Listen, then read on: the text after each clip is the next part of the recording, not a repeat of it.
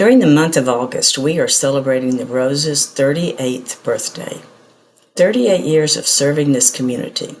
Today on Let's Talk About Your Breast, Dr. Dixie Melillo and I talk about those early years. We share some of the excitement of that time and the challenges of starting a nonprofit in the 80s during the worst economic time in Texas history. It's always fun to revisit those early years, but as I think about it, there are two things that haven't changed in all these years. One thing is our mission. It is the same.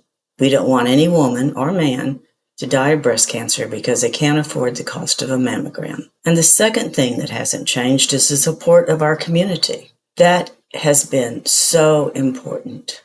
Since our beginning, it has been the people who believed in us, who were ready to help, who did whatever they could to be sure the Rose succeeded. Many gave donations, others gave time as volunteers. Many became our patients, and all cared. The way you, our listeners, have cared about the Rose and the women we serve is the very best birthday gift we could ever receive. Thank you for joining us today, and please share this episode with your friends, and don't forget to subscribe.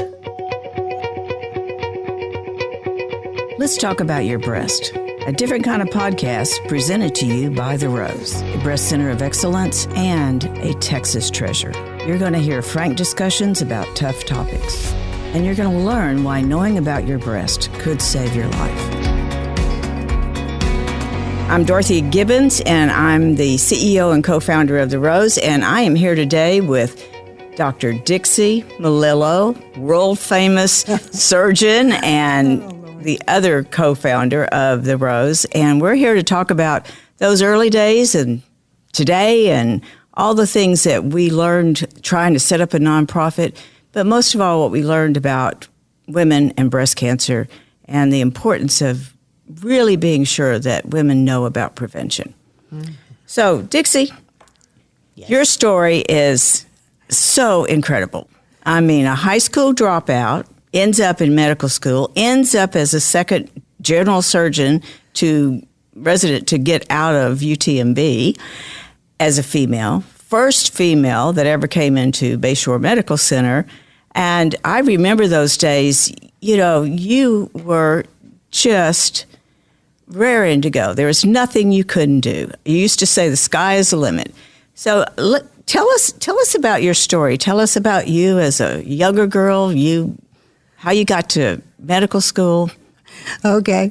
Well, basically, I was kicked out of high school when I was 16 because I was pregnant and unmarried. And back then, you could not go to school if you were pregnant or had children. And now we're talking about the 1960s, so this was the flower child era. But I tried to get a job at a department store, and they wouldn't hire me because I didn't have a high school education. So that made me mad. I am German, and Germans, Anyway, I went back to high school and graduated. I could not talk to any of the children, and I could not go to any of the assemblies or anything because I was a pariah. I was something that was just looked upon as a scarlet woman. But I finished, and I loved to learn, made my mind happy. So I decided to go to school, and God bless my mom and dad. My husband and I lived with them, and they helped me take care of the kids. And well, by that time, my mother-in-law told me that if I would breastfeed, I wouldn't get pregnant again. Well, 4 months later, I was pregnant with my second child. So by the time my parents came to rescue me, I had 2 kids, and the kids were like starting kindergarten when I went back to high school. So. But anyway, my dad encouraged education, so I worked all night at the post office, and I went to school all day at West Texas State, and I loved it. I just loved it. And my mom just virtually took care of the kids. I wanted to be a med tech. I wanted to do blood tests and run laboratory tests, and because I was always just fascinated by biology. And by my junior year, I had straight A's in college. This is with working from 11 to 7 at the post office at night. But I had straight A. 1B I got in track and field because I couldn't get my big butt out of the starting blocks. But I had a 3.9, and I was just all gung-ho about being a lab tech. And God works in mysterious ways. I went to my OB-GYN for a checkup, and Dr. George Wyatt of Amarillo, Texas, God bless him, he intervened and changed my entire life. But while I was having the exam, they like to make chit-chat with you, and he said, well, how are you doing in school, Dixie? And I said, I'm good, Dr. Wyatt, I've got a 3.9. He said, what are you going to do with it? And I said, I'm going to be a lab tech. And he said, what the hell? And I thought he'd seen something wrong down there. So I went, what? And he said, no. He said, why don't you go to medical school? I said, Dr. Wyatt, I don't even know anybody who's a doctor. I said, there's no way I can go to medical school. He said, yeah, you can. And I said, well, and I had been I took the same classes as a pre-med student, the three that got into medical school from West Texas State. And I said, they had to pay $25 to take the MedCat. I don't have $25. And Dr. Wyatt says, I'll give you the $25. You don't have to pay for the visit, but you go take that MedCat. And so that's how I became a doctor. Wow. What a story. So then being in med school and a female, I love the story about when you showed up and in your Kmart slacks. Oh, no, that was surgical. Actually, the funnier part is getting into medical school. Oh, that's right. Yes. In 1974. Yes. They didn't want women, period. And they dang sure didn't want a 29-year-old with a 9 and a 10-year-old hanging on them. And everywhere I went to interview, the guy at Southwestern Medical School, now this is 1974, when I got in, and he was so rude to me. And, I'm not used to people being rude to me. I'm a nice person. And he said, if you were my wife, I'd kick your ass. You need to be home raising those 2 boys. You're just going to go to medical school, marry a doctor, and drop out and waste the taxpayers' money. And I went, oh, okay. And I just walked out because what can you say? I mean, he's an authority figure. Well, I went to a couple other schools, and they pretty much told me no, but they really didn't need me. And so I went to Galveston, and it was after they'd already made their first round. They did their picks January the 15th. I went January 29th. And this little bitty pediatrician, Dr. Lorenz, I walked in, and I was just loaded for bear. I said, listen, I am not here to have you tell me why I cannot go to medical school with these children. I went to high school with these children.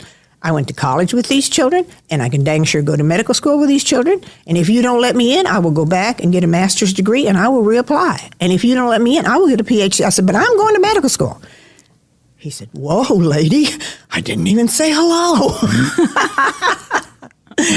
When we got to talking, and, honestly, in retrospect, I think they wanted to see if I was really determined. I think they wanted to, because, going to medical school is hard. Going with children is a challenge. And I think they wanted to see if I had some gumption, Oh, yeah. They not just a bored housewife who decided she might do this, Mm-hmm. And when I look back, that's probably, and I gave Dr. Lorenz the gumption, but I gave it to him. So that's how I got into medical school. Oh, now the surgery residency was another, that was crazy. I just wanted to be a surgeon, to me, to cut things open, sew them back up. My mom had taught me to sew when I was little, and I loved to sew, and I thought, it was just interesting. And besides, if I'm going to call myself a doctor, I wanted to be able to take care of any situation. If I came on a car wreck down there, I didn't want to be the kind of doctor that wrote a prescription out. I wanted to put my hand and stop the bleeding and, do it. So surgery just appealed to me. And and they had to accept me because, my grades were too good for them to say anything else. And I'd gone to medical school there. They couldn't find anything wrong with me.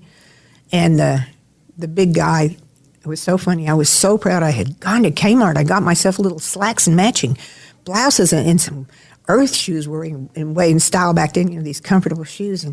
And I was called into his office, and he said, oh, Dr. Melillo, so you want to be a lady surgeon? And I said, oh, yes, sir. And I was all excited, And he said, well, perhaps you ought to look like a lady. Perhaps you ought to wear dresses skirts and high heels. And perhaps didn't mean if you want to. Perhaps means you'll do it or find someplace else to be. Right. So I went back to Kmart.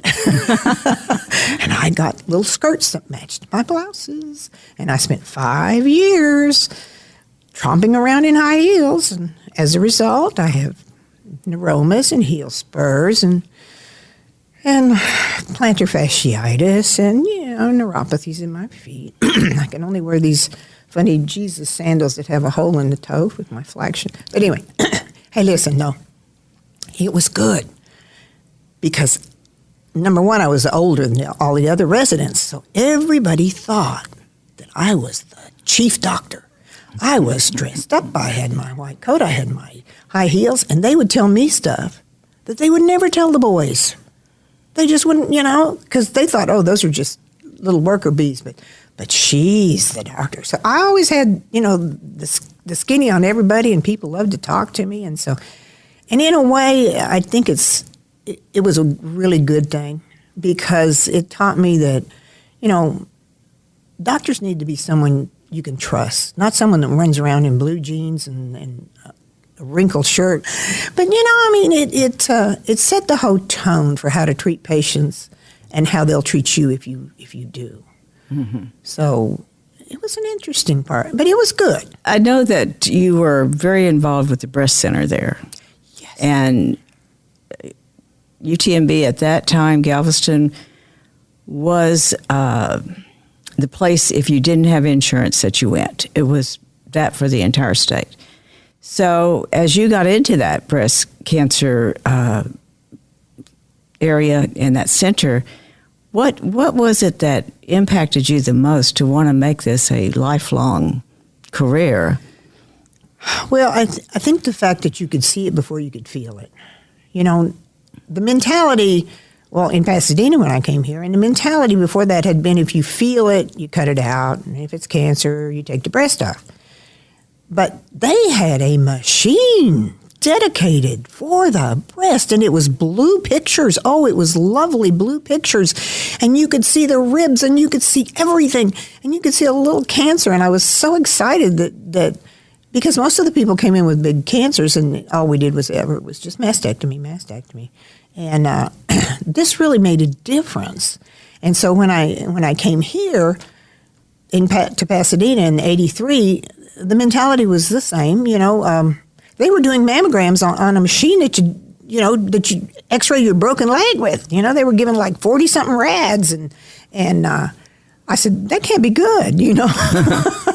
And I knew there was a better way, and I wanted one of those blue machines so bad I wanted it because you don't just cut somebody's breast off, And by then we were just starting into with Rose Cushion, we were starting to get into maybe you don't have to cut the breast off in certain cases. So, but that was the standard of treatment. Yes, it was. Yes, it was. It didn't matter. Absolutely. And I remember some story you told me about, that was among the first organs that as a general surgeon you would be working on. And if the standard was just to cut it off, then that was what doctors did. Oh, absolutely. They didn't know any better. Mm-mm.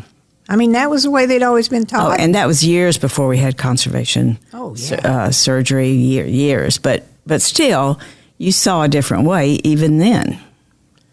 Yeah, I just knew that if you found it small enough, there was no reason that you'd have to take the whole breast off. And I wanted to find it small because you remember when I came here and you were assigned to me. You got to make somebody like her and use her in the community. No, I was the PR person there, and my job was to get our doctors out in the community, to advertise for them, to market them. I was the first PR person they ever had. So this is back in the days when PR was not even heard of in the hospital. But I will tell you, when Dixie came in, oh my gosh, I had something to market. I mean, before then it had been baby seats for the car, but now I had a real doctor that was willing to go out in the community, talk to the women, and had this passion. And Dixie, I want to go back to your days there at Galveston, but you kept that look for as long as I remember you at Bayshore. You had your heels. Your dress was always perfect. When you walked down the hall with those blue eyes gleaming, you had people turning their heads just to look at you. And I think that was part of your authority, part of you just had that. When you come into a room, you have a presence. And I can remember that all of the people that we'd go talk to, and we talked to a lot of people back then, all the groups. Anybody that would listen? Anybody. Remember the time we went and you had, there was 2 people there. One of them was you and the other one was the speaker. They're going to hear it. We went everywhere. But the women were so curious and had so many questions. And you were willing to really answer them, to give them some straight talk. Now, go back with me for just a minute let me tell one thing, too. Uh-oh. I said, I've got to talk to the community. And then I said, I can't give a speech. I don't know how to do that. I can't remember what I'm going to say. I always get nervous. And you said, now just tell me what you want to say. I will put it on a slide, and you can read it, and you will remember. And I went, oh, wow, a slide. And then we got stuck hauling around that slide projector and that big screen. Right. We were like, it was like Laurel and Hardy. But no, we did. We did. And I didn't. The pictures helped. I didn't know it then, but I soon learned Dixie hates to go anywhere alone. And she'd say, you have to go with me. And I went pretty everywhere right at first. But then I remember this time when you had to give a talk down on Spencer, which is the same street that the hospital is on. And I said, well, Dixie, it's just down here. It's not even 2 miles away. And you know that church. And you said, oh, you're not going with me? And I said, no, Dixie, it's right down the street. And you said, oh, there won't be a friendly face in the whole crowd. And I said, Dixie, you charm the people. They love you.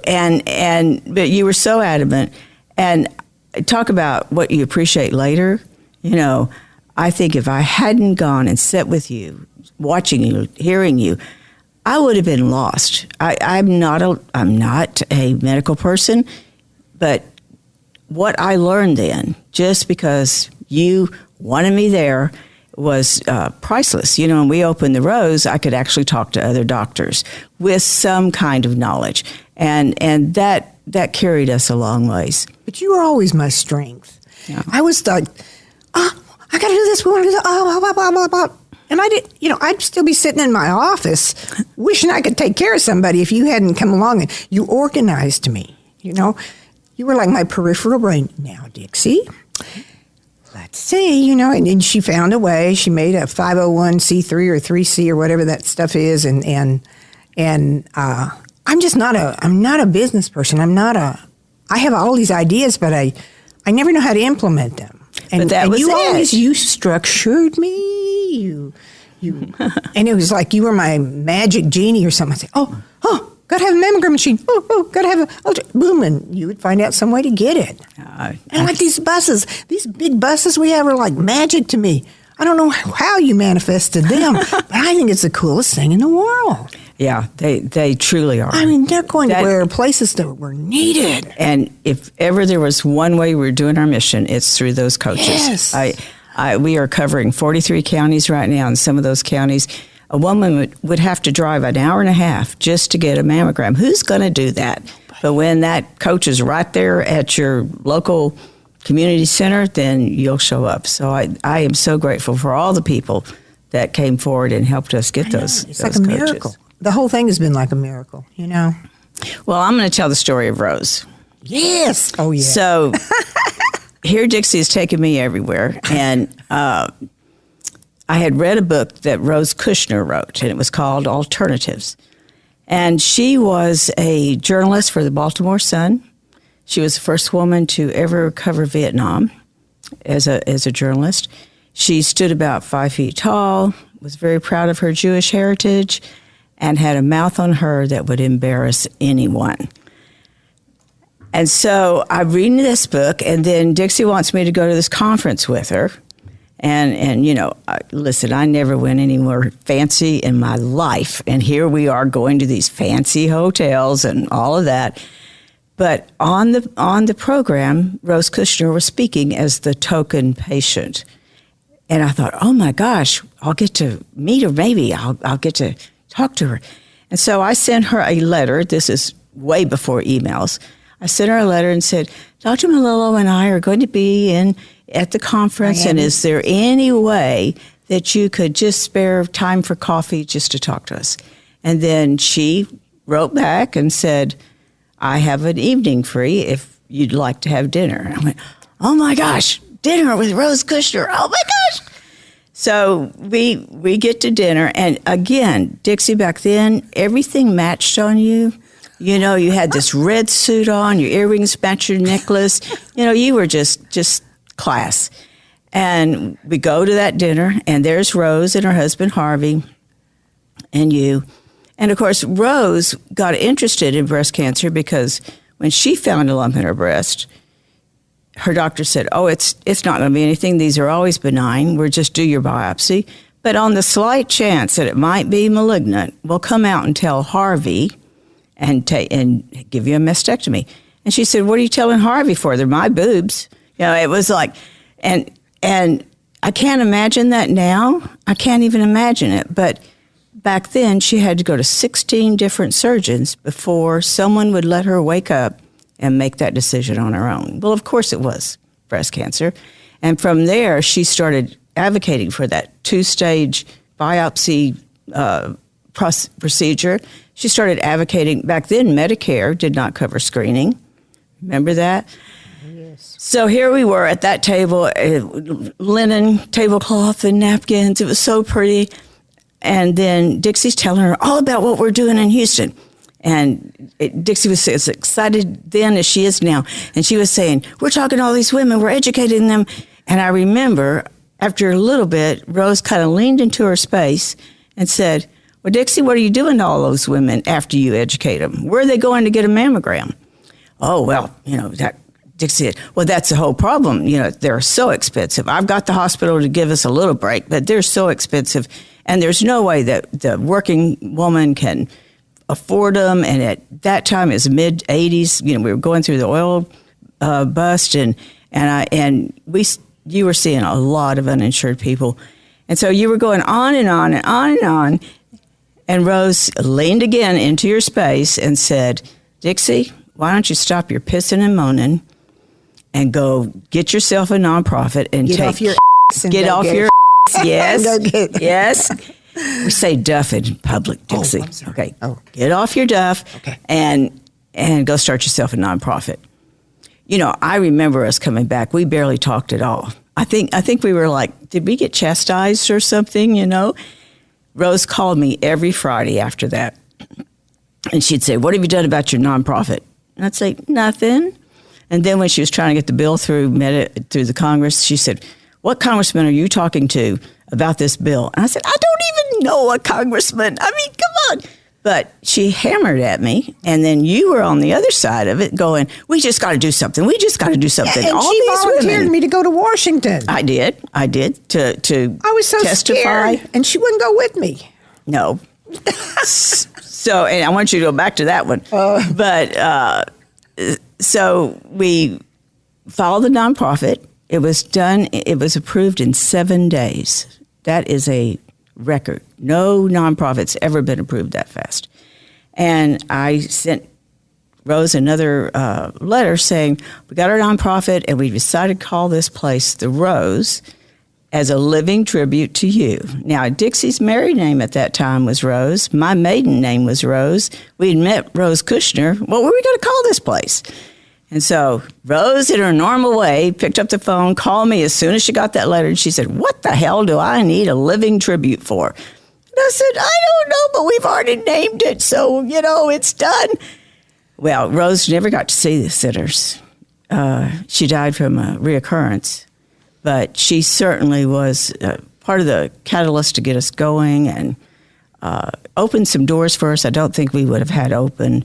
So we're always grateful to her. And everybody should have a Rose in their life. Everybody should, or be a Rose. I just think I look back and think, why did she even make that effort? What was she hoping to do? And I guess, her mission at that time was to get people having mammograms.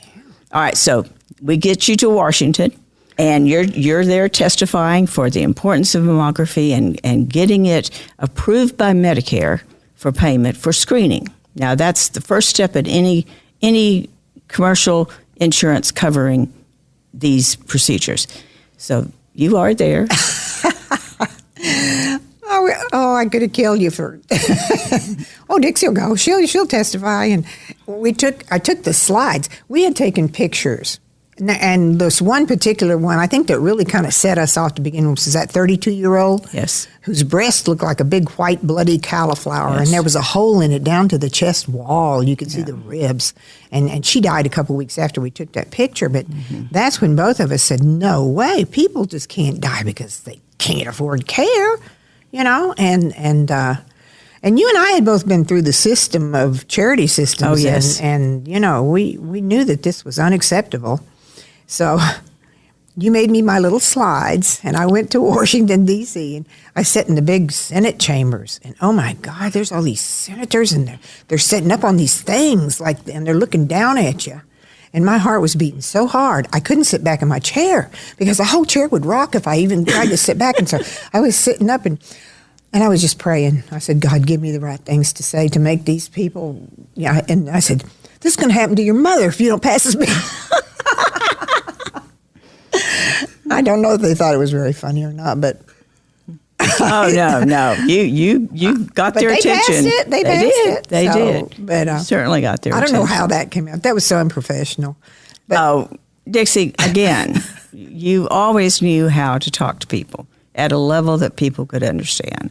And I think that was part of your magic, part of how you could influence other people to do things that they really needed to do for themselves. And you weren't doing it for any other reason except to get people to do it for themselves. So now we have our center, and we have a very special person donated a machine to us, Ron Smith. Oh, Ron Smith. Oh, my gosh. And it was, talk about coming out of the blue. So there we were. We had a machine. We had our nonprofit, but we didn't have any money. And we were like the dogs that caught the Greyhound bus. What are you going to do with it, And go ahead. No, well, and then the group that became the Seroptimists came to us and said, we'll have a bachelor's auction. Now, you could no more auction off men today but back then, oh my gosh, it was such a big thing. Fun. And you convinced your ex to come and be auctioned off. He's a wonderful guy. We're still good friends, but he came and, even after I divorced him, came and got auctioned off. And he brought a good price, too. All my ex-husbands are really nice. I get along good with them. Yeah, I know. Yes. So that raised us $7,000, and with that, we opened our first center. Had 2 volunteers to man the desk, 1 paid employee, which was our mammographer. And then we had this one person that was working 50 hours at the Bayshore and would come and volunteer all her time in the evenings and the weekends to keep that going. And that was you, my dear. No. That was you. Well, okay. Yes, ma'am. And I think I always thought, well, Dixie will just take this on. Well, and if you think about it, Dixie, you were a general surgeon then. You had not specialized yet. You were building your practice. Man, I was doing gallbladders and hernias as I was. Car wrecks. And I was part of that faculty for HCA. I always thought I was going to grow in that way. So I don't, Rose did do us an incredible favor because neither one of us could see that nonprofit. Everybody always asked me what inspired me. I said, besides Dixie, well, this was not our first choice. But my gosh, we were certainly given a gift with this. God works in mysterious ways. Mm-hmm. Everything is happened so many times when we thought, oh, we're going under. This is it. It's all over. And someone comes along and saves us. And yep, someone. It's been a wonderful, wonderful journey. It has. But there's still the need. Back then, I think we got started because people were poor and there wasn't access to care. And And I remember thinking 1 in 11 women was an epidemic. Well, now, I mean, it's 20 and 30-year-olds getting breast cancer. Right. And I've never seen so many. Our numbers this year have got to be astronomical. They are. Because I'm usually I do like 6 ultrasound biopsies a week, and like last week I did like 14 biopsies. I mean, it was just Cat 5s, Cat 5s, Cat 5s. Kids in their 20s, kids in their 30s. Today I had a 32-year-old walk in. It's, and we're not screening the younger woman. They're walking in with they feel something. Lump. Yes. They all wait till they can feel something.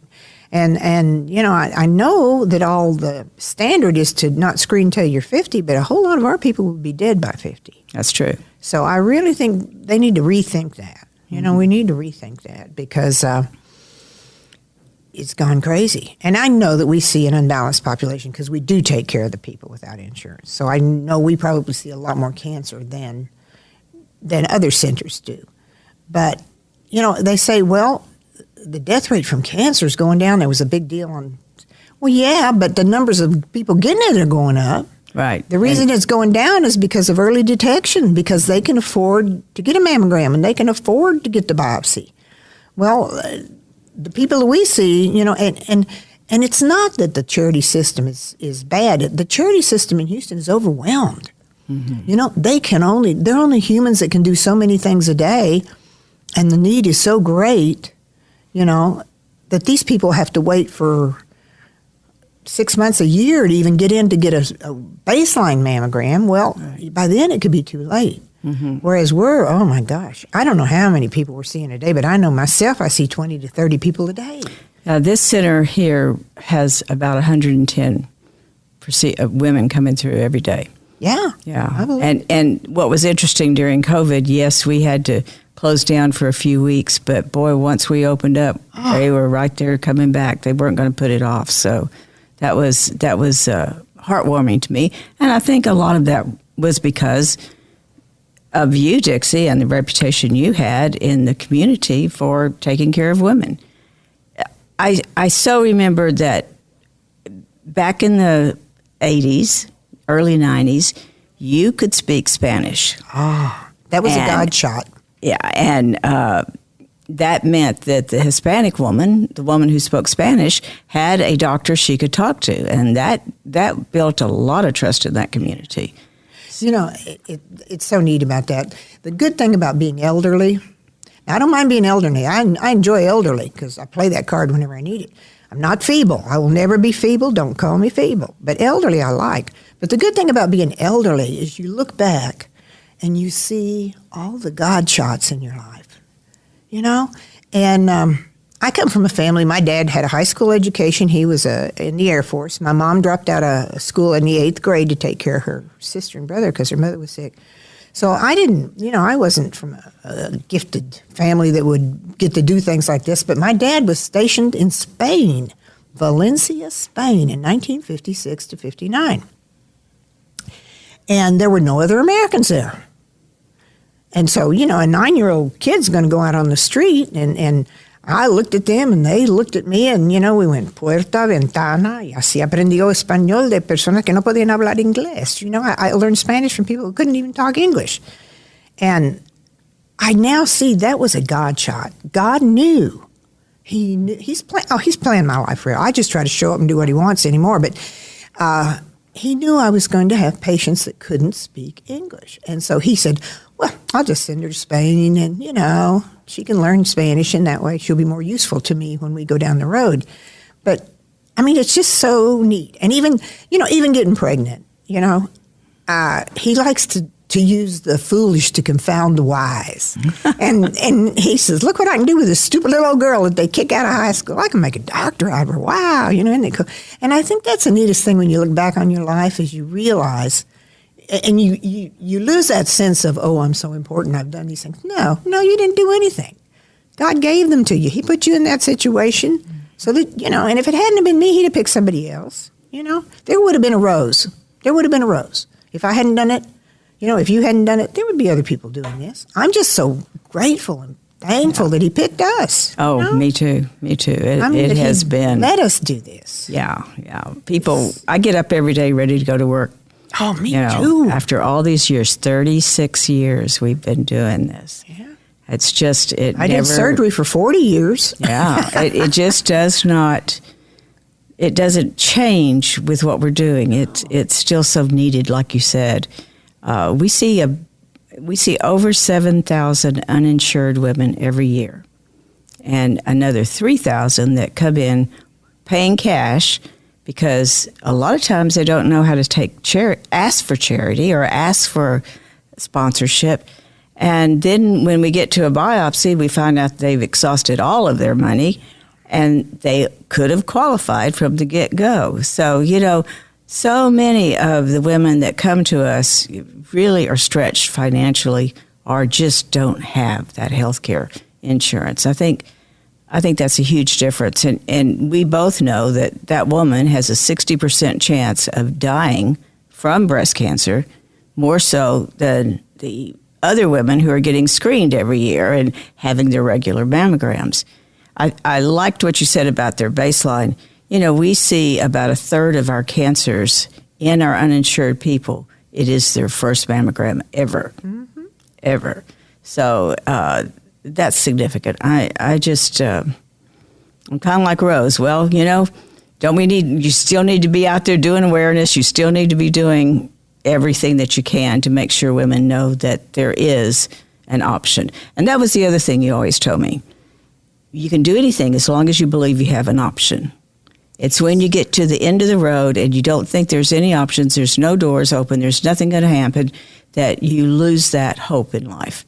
And I've heard you say that to women. I've heard you tell a woman that she has breast cancer. That's got to be, I bet that never gets easier. No, it doesn't, but I tell you what, I always have hope. I have this picture of this lady. She came to us, 15 years ago, huge fungating cancer. And she had let it go because her husband wasn't treating her right and her son was special needs or something like that. I don't remember. And she did everything I told her to. She went through all the surgery, the chemo, the radiation. She turned it around, decided she wanted to live. And it was so amazing to me. She still comes and sees me every 6 months, and sometimes the people will tell her, "Oh, you don't need to come every 6 months." And she says, "Oh, no, you don't understand. Dr. Melillo loves to see me. I just come for her." And as long as she's still alive and cancer-free, and she went back to school even and did some substitute teaching and stuff. And as long as she comes to see me, I can sit there with an honest face and say, look, and I have a picture, and she said I could use it, but I have a picture of this thing sticking out on the side of her chest that's awful. And I said, "Listen, this lady still comes to see me. What you have is nothing compared to this." Right. And I said, and this was back when we didn't even really have all the good medicines and surgeries and things like we have now. But, I know I probably shouldn't do that, but there's always hope. There's hope. It just reminds me of, you used to tell me, I love my patients. I just want to sit there and gossip with them and hear about their life. And, I'm not doing any medicine. I'm just talking to them. Can you believe you get paid for this? Right. Yeah. But I love my people. And that's why even here, people that are not my private patients, I put things in the little notes about if they're having problems with their children or something, because people want to be real. They want to be humans. And heard. They don't want to be a number, know? Right. And so many things that happen with the immune system and everything has to do with the stress that they're in and the kind of lives they live. And if they're not people to you, if they're just an image, what's the use, What's the use? Right. Every one of these people are humans. Mm-hmm. I love them. I hug them. I tell them I love them. Mm-hmm. I don't have a problem telling people I love them because I really love them. Oh, I know, Dixie. I love these people. That is so uplifting when I see you do that. But this isn't new. At the very beginning, you were giving patients your cell phone number and telling them they could call you at home anytime, and that didn't become very common for many, many years, and I always thought that's pretty brave. And I made house calls. Yes, you made house calls. When the drains or something would plug up, I'd go to their house. Yeah. I always say I watched too much Marcus Welby when I was a kid. But, I mean, to me, medicine is a privilege. It's an honor to get to do this, I mean, it just, I don't know. So from those old xerography machines, those old blue films to film screen, and now to digital, you've seen it all. So what do you think the next step is? Well, this is something I know. I know that I know that I know. We can prevent this cancer epidemic. And I think it's wonderful to detect it, and it's wonderful to have treatment, but we don't have to have all of this cancer, heart disease, Alzheimer's, autoimmune. We do not have to have this. If there's one thing, when the pandemic struck, I had a lot of time to, in my mind, I always, I want to find out something, blah, blah, blah, blah. So I started reading all these books on nutrition. And when my folks both got Alzheimer's at 86. I mean, here's two wonderful people that had, they never drank, they never smoked, they didn't do anything wrong. But every meal was potatoes, corn, Bluebell ice cream, lots of donuts.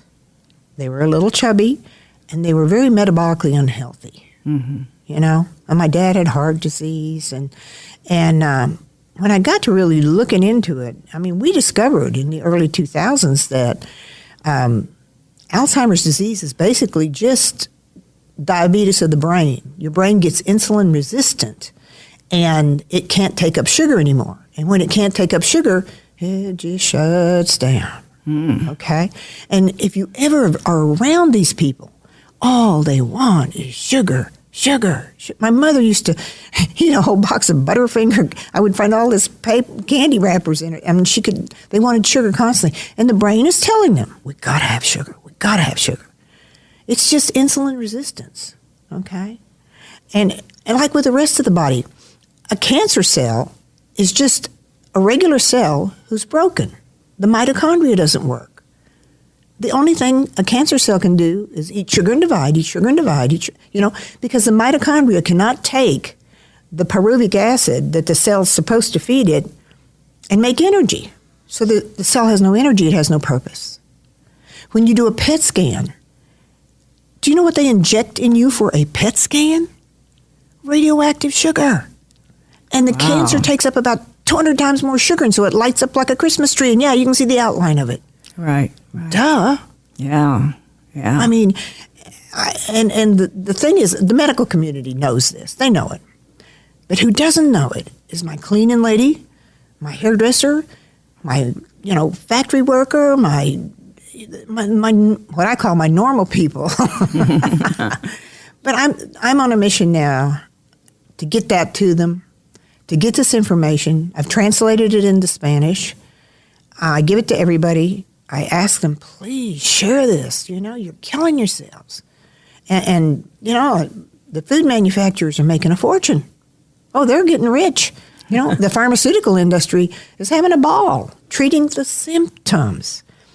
There is no medicine that will cure Alzheimer's. There is no medicine that will cure diabetes type 2, okay?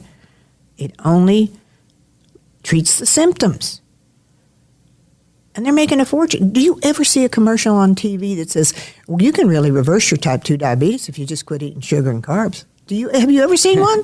Nope. How can you make money off people doing the right thing? That doesn't work out. No.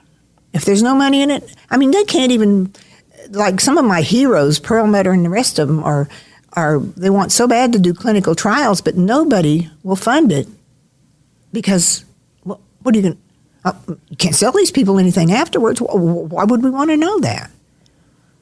I mean, it's just amazing what's going on. Oh, yes. So now, that's Dixie, my next frontier. You are on a mission to make us. I think your next session with us is called "What You're Eating Could Be Killing You," and that's the truth. And we are so looking forward to that.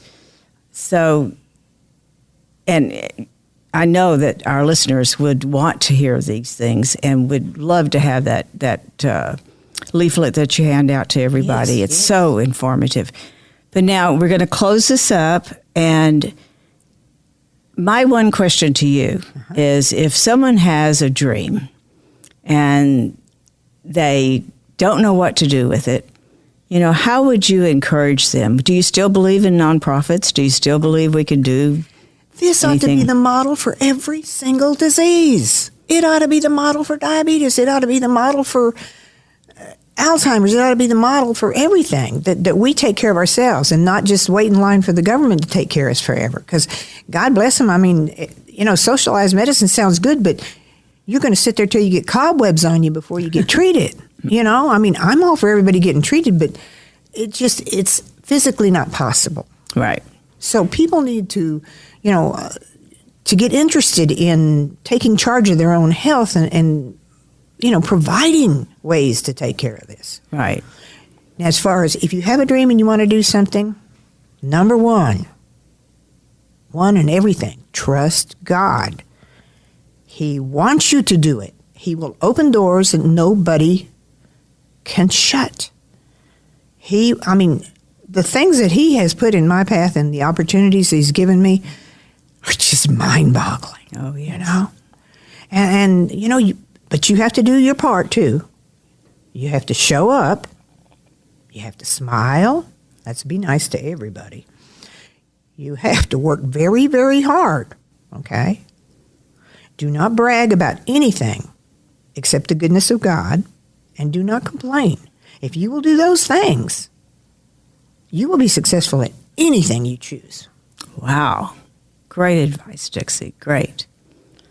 All right. Well, it's been a pleasure having you with us today, and we're going to have you back. I know we're going to have you back, and I know our listeners will have many, many questions for Dr. Melillo. And if you do, send them to our website, and we will get them in front of her, and that's therose.org. And stay tuned. We've got more to come. Thank you. Thank you for joining us today on Let's Talk About Your Breasts. This podcast is produced by Speak Podcasting and brought to you by The Rose. Visit therose.org to learn more about our organization. Subscribe to our podcast, share episodes with friends, and join the conversation on social media using hashtag Let's Talk About Your Breasts. We welcome your feedback and suggestions. Consider supporting The Rose. Your gift can make the difference to a person in need. And remember, self-care is not selfish. It's essential.